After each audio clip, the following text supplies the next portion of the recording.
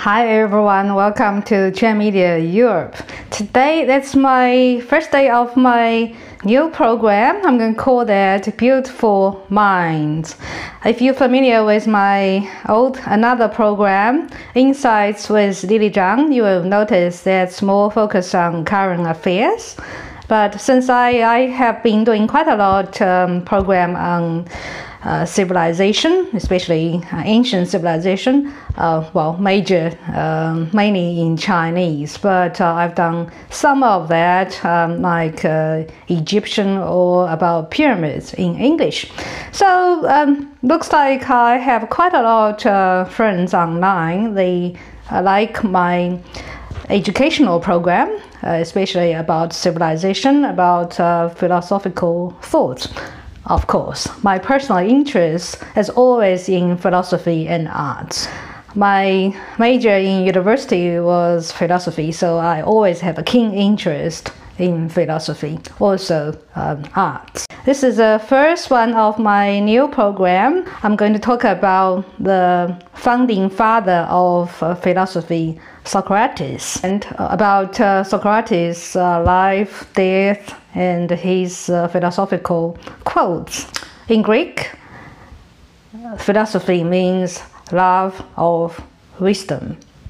I really love this description because to quite a lot of people, philosophy sounds very dry, empty, and something out there for professor full of jargons. But I think philosophy is much more down to earth, much more beautiful. Actually, everybody can deal with philosophy. Don't think philosophy is just for university professors or students. That's my purpose. I want to introduce philosophy into common people's life.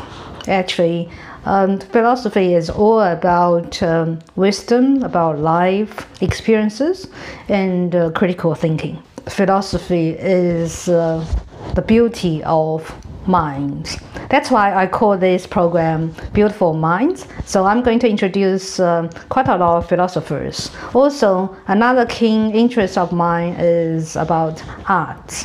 Philosophy and arts are two major interests of mine, and I think these two major elements can make our life and our soul more beautiful and our life more meaningful. That's why I'm going to start this program, and I wish you join me to enjoy philosophy and arts, and also I wish this program can make your life more meaningful and more interesting. So be with me. Yes, today I'm going to talk about the founding father of philosophy, Socrates. When I did the ancient civilization series in Chinese, I already talked about classical Greece, basically, which is the year about 5th century BC to 4th century BC, about 200 years. Well, Greek had its great achievement in human history, especially on democracy and philosophy. So classical Greece is the period where human rational thinking developed. That's why this is also it's influenced Western civilization for thousands of years. Even these days, we still follow the Greek philosophy and of course the democracy political system. So in classical Greek time, basically human history started the critical thinking, especially on philosophy. Socrates is the major figure. He's regarded as the founding father of philosophy. Of course, before Socrates, there are some Greek philosophers like Thales. He's actually, I quite like him. He just, on the other hand, proved my theory about pyramids wasn't built by Egyptians, because Thales just One theory of him is to prove to thinking about water as the basic elements of the world, form the world. Another major contribution is he taught Egyptians how to measure the height of pyramids. I just, because in my pyramids series, I talk about pyramid wasn't built by Egyptians because they didn't have the technology. They didn't have knowledge to build pyramids. And Thales just proved in around 300 BC, Egyptians even didn't know how to measure the height of pyramids. How could they build pyramids 2,000 years before that? Anyway, that's a side story. But just tell you, before Socrates, there are quite a lot of other philosophers, but they mainly focus on analyze the heavens or the world, how they, what are the major elements form the world. Socrates is the first teacher to bring philosophy into life. Basically, he's focused on ethics and the moral lives of common people. He brought philosophy into people's common life. He taught his students in Athens. Socrates was born in 470 BC. His father was a stonemason or sculptor. His mother was a midwife. So he never went to any university or had any formal education, but he was regarded as the wisest man in Athens. Also, one of the wisest men in human history as well. Yeah, Socrates have very interesting character. He's normally barefoot and wandering around Athens streets. As an older man, people say he's ugly. Socrates was married, and sounds like his wife wasn't very nice. He's got a famous statement saying, by all means, marry. If you get a good wife, you are happy. If you get a bad one, you become a philosopher. Well, that's I consider that as philosopher's humor.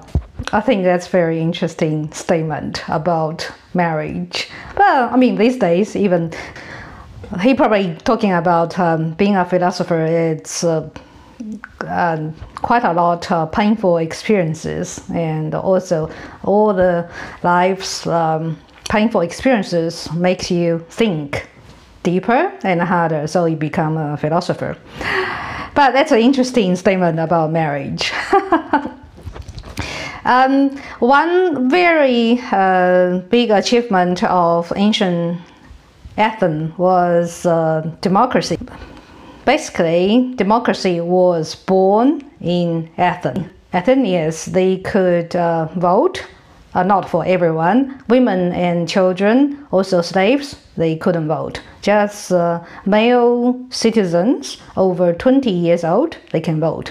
It's everybody can, or almost everybody could vote. And they have a council of 500 people. They have a court of 500 people. So that's the cradle of democracy, and our modern democracy basically was came from Athens. But Socrates, he's a little bit pessimistic about democracy. He participated the famous Peloponnesian War, which is the war between Athens and the Spartans. That's the major war. Eventually, Spartans won the war, and Athens lost its dominance in Greek peninsula. Socrates criticized Athens' democratic system. He's not criticized democracy. He just criticized democracy probably not suitable for all human beings. Socrates is very focused on education. He thinks, he made an example, if you heading out to sea Do you prefer someone with knowledge can command the seafarer, a very experienced captain, to command the ship, or you prefer everybody on the ship, every layman on the ship can command the ship? Of course, Socrates prefers someone with knowledge, with experience, a captain knowledgeable, capable to manage the ship, to guide the ship, to control the ship. That's why he criticized Athens' democratic system. He really think education is very important. He think voting is a skill, not a birthright. I think that applies to our modern democracy system as well. Well, I kind of really agree on Socrates on democracy. Democracy is a skill. Voting is a skill. Just like what we've seen currently, the Black Lives Matter, that kind of movements, it just turned into riots and kind of anti-government movements. Modern democracy has been used by some people, and it's just being hijacked by some people as well. But anyway, Socrates, actually, he's not against democracy. He doesn't really promote just an elite few can control most of people. He just focuses on educate people, make people think. He thinks only people with critical thinking, they can justify what's good, what's bad, what is value, what is good, what is evil. Those people with critical thinking and they have good judgment, they can vote to make out a functional government. Anyway, that's quite political. That's why I like philosophy. It's not, this is 2000 years ago.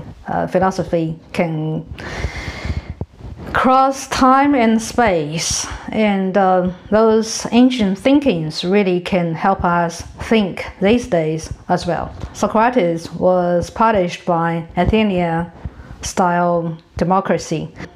His fellow Athenians just against him, and they have 500 people jury just sentenced Socrates to death.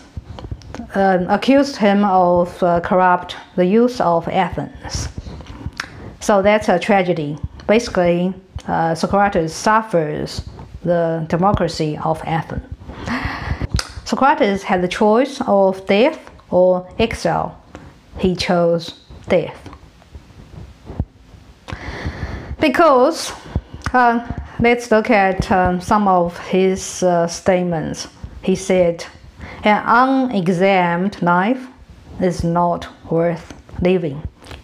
This is he said this on his trial. After his trial, basically he thinks our life, a human being's life, is thinking is very important, and deep thinking, reflection on your life.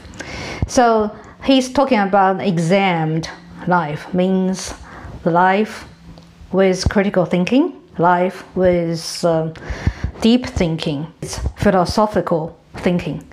To Socrates, a life without philosophical thinking is not worth living. That's why he chose this. As a philosopher, he has his special view on death. Here, let's look at some of his quotes. How Socrates view death is very moving. He said, "Death may be the greatest of all human blessings."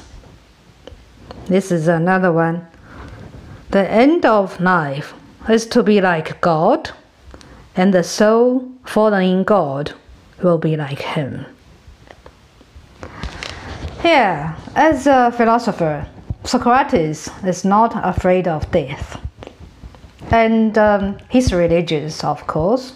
and he believes humans' life should follow God's blessing, which is do good and fighting evil.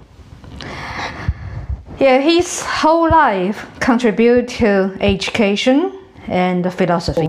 He made people think, and he taught his students critical thinking. And he contributed all his life to philosophy. He's not afraid of death. He considered death as a blessing. He believed human soul has more value than just the physical form. He believed in spiritual and soulful meaning of life.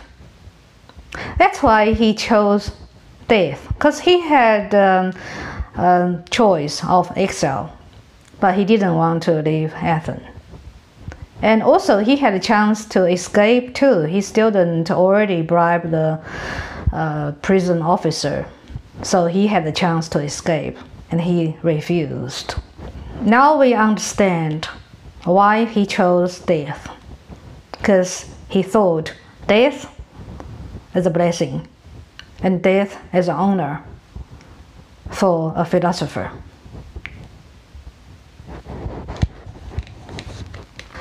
Here we have talked about Socrates' life.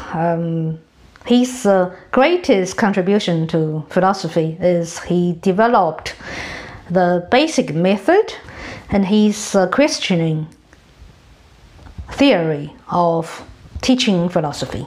Socrates' questioning is a fundamental tool for philosophy, because Socrates never written any books. All his statements and speaking all recorded by his students, especially Plato, his greatest student.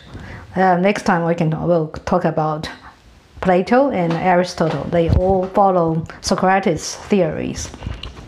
So the most famous theory of Socrates is Socrates' questioning. Socrates said, I cannot teach them anything. Only thing I can teach is to let them think. And also he has a famous saying, I know nothing but asking questions.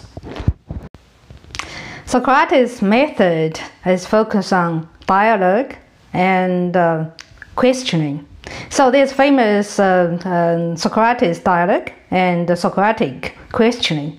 Socrates dialogue is between, he used that method to teach his students. Basically, it's dialogue between a teacher and student, asking questions and answer questions. But it's not normal asking and answer questions. And focus on one issue, one method, and dig deeper into layer by layer, dig deeper and deeper.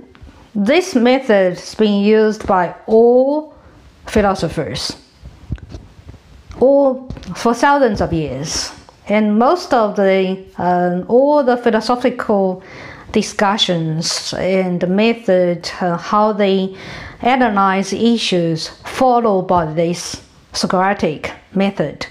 So this method makes people think deeper. This method needs people for critical thinking. So critical thinking is a focus on one issue and layer by layer, deeper. And also the modern legal system and psychotherapy system all follow by this method. We're all seeing movies. If you've been to court, you'll see between lawyers and witnesses, they ask questions one by one and dig deeper and deeper and find out the core issue, the problem or the contradiction of your statements, and work out what's true, what's false. Any lawyer will know this technique, and we've seen so many legal cases on movies or real life. They use this questioning method.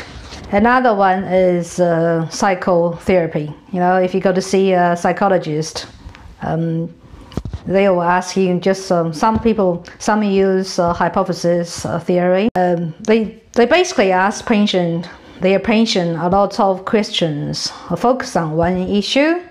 Sometimes they make them sleeping or half sleeping as well. So they ask questions and dig deeper and deeper. They find out the real cause of a problem. So this question really we can use not just professionally, also use for our self-question and in our life. This is a very good method and technique to develop critical thinking. We can use all the time at work, in your life as well. For example, if you say, I'm stressed out, and then you ask yourself, why am I stressed out? Because I work too much, or because my relationship is not good. Why you work too much? Because I didn't manage my time very well. I've got too much workload, not enough staff, blah blah, things like that. And then you keep asking yourself why you can't manage your time very well. Oh, because I'm not focused. I'm not good at manage timing, or I don't distribute work task very well. And then they ask why? Oh, because I'm not very good at manage people. I need to learn more about time management skills. Yeah, you just keep going that way. That's why Socrates said, I cannot teach anybody anything. I can only make them think. Yes, Socrates' method, Socrates' question is all about think and all about critical thinking. It's not average asking question or answer. It's make people think deep and think systematically. Also, the question is systematically. You follow certain rules, follow certain methods, and also you have the guidance of a teacher. And that's very common even in our modern time for education. Socrates said, education is the kindling of a flame, not the filling of a vessel. So Socrates' method is a major tool for education, even for modern days. These days, that's the best way of teaching. It's kind of teach people how to think and how to analyze, and systematically teach people how to think. Bad education style is to just give you the knowledge. Knowledge doesn't mean wisdom.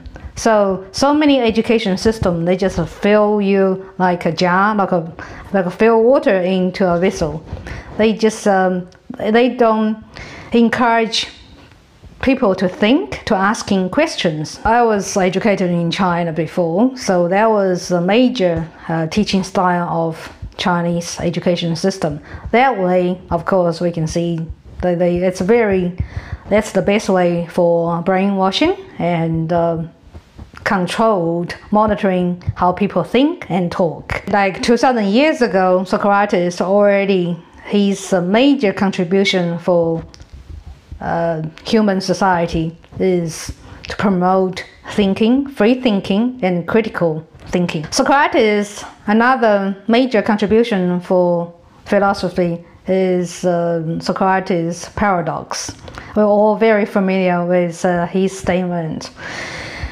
The only thing I know is that I know nothing. That's his famous paradox. Another paradox is worthless people live only to eat and drink. People of worth eat and drink only to live. And so also he's got another famous saying is wise people know that they know nothing, but foolish people think they know everything. Yeah, I think we all see quite a lot of that in our life. Many people think they know everything, but actually they stop them learning and keep learning from others. But those really smart people with wisdom, they always keep learning. Socrates said, "The only true wisdom is in knowing you know nothing." Yes, Socrates always say the wise man, he was considered as the wisest man in Athens. And he said he himself knows nothing. The only thing he knows is that he knows nothing. It's against common sense, but people can learn from that. It's just saying, if you want to learn something, if you want to be wise, you have to admit your own ignorance. And you have to admit that the more you learn, the more you understand that there's so many things you don't understand.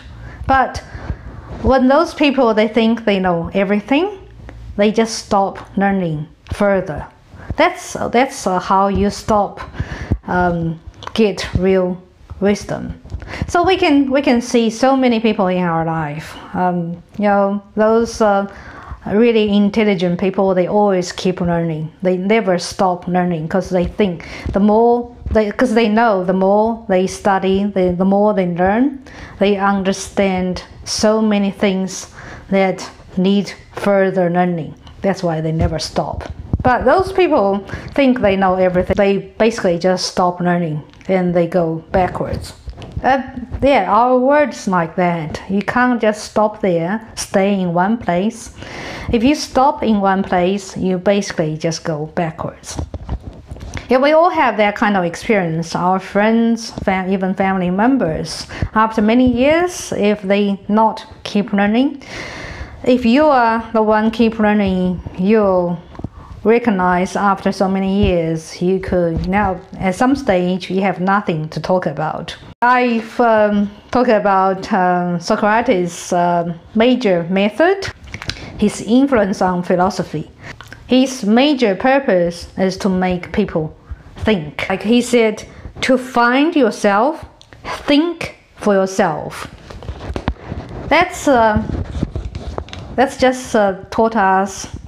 Sometimes we just get lost, and we need to find our true desire and who we really are. But the only way to find out that is to think, to have deep thinking and critical thinking, to have reflection on ourselves. And so many times we just don't know ourselves, and we don't know our desire, our spiritual needs. Also, so many times we don't know people around us, the world around us. But so many times we forget to think. And Socrates already taught us how to think, how to ask the question. Basically, the level you ask the question, that's the level of your thinking. The depth of your question, the quality of your question, reflecting the depth of your thinking and the quality of your thinking. The way I like philosophy is you train your brain, you train how you think. Also, it gives you so many life lessons. You can learn so much from philosophers. So don't think philosophy as something empty, something dry, something just taught in universities. It's in your life. It's everywhere. Like Socrates talk about beauty. Beauty is a short-lived tyranny. We all know beauty. And tyranny here is not a negative word, because we know tyranny, it's a power. It's an absolute power. It's a forced power among something. We call, these days we call that like dictatorship or concentrated power, absolute power, corrupted power as tyranny. But in ancient Greek, tyranny is a neutral word, just mean power, very strong power. Beauty is a power. I totally agree. We can all feel beauty. We basically desire beauty, we attracted to beauty, and we can't help just love beauty. Doesn't matter if it's a beautiful sunset, beautiful flower, beautiful person, beautiful minds. We attract to that because give us sense of harmony and sense of pleasure.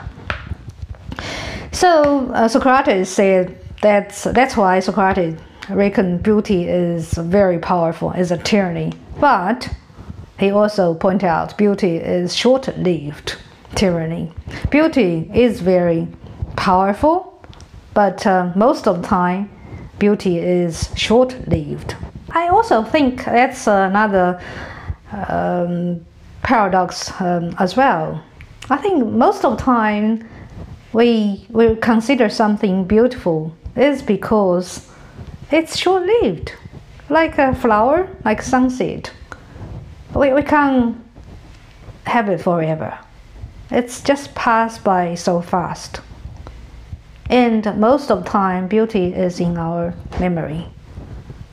And if you can own something forever, you probably forget its beauty. That's why Socrates always uses this kind of paradox and makes you think very hard and give you a sense of wonder.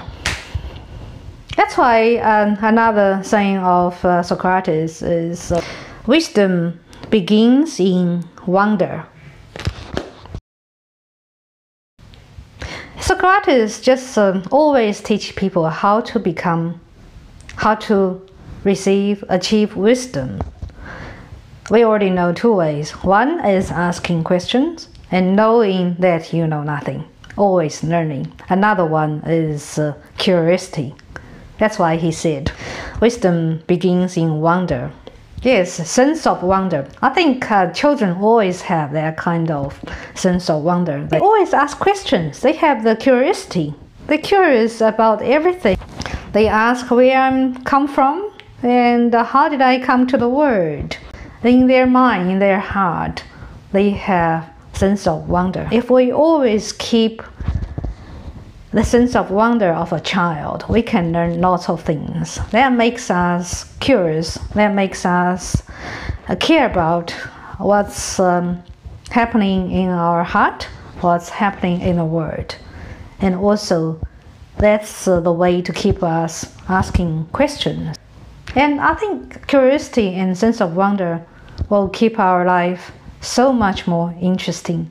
Socrates not only teach people how to think, how to reach wisdom, also he taught lots of things about life. We can see from his quote, he said, "Life without experience and sufferings is not life." Here you can see another Socrates paradox. We all have that kind of experience. We all know what life is. Sometimes we suffer, yes, but it's just the fact. It's truth that we learn from our suffering and we learn from our experiences, and that make us improve. And sometimes suffering and painful experience is a blessing. You can just learn lots of lessons from that, and you can improve your life from suffering and painful experiences. So philosophy is not something in the air. It's not something just in the university or in the textbook. It's everywhere. It's in your life. You can use philosophical thinking, philosophical statement. And you can learn from philosophy all the time. Like Socrates said, falling down is not a failure. Failure comes when you stay where you have fallen. We all have fear. We all fear about failure. We all fear about falling down. But don't be afraid of failure, because falling down, everybody has failures. Everybody can falling down somewhere. But the real failure is you falling down and you give up and you stay where you are. That teaches us so many lessons about this, because life is not easy. When Socrates always say suffering experiences, painful experiences. We all have that. We all have failures. Everybody has failures, but don't be afraid. As long as you can get up, you can learn from your failure, and you learn from your bad experience, and you learn your lessons, and you get up cheerfully and keep moving. But if you give up, if you stay where you're falling down, that's a failure. Giving up is a failure. So if you want to be successful, you have to be persistent and you have to be resilient. So Socrates taught us how to think, taught us how to argue or how to discuss a question, how to find out a problem and how to find a solution for the problem just by asking questions, asking meaningful questions and asking deep questions. And as long as we keep learning, keep thinking, we'll achieve our goals eventually. So my goal is to introduce philosophy and arts to you.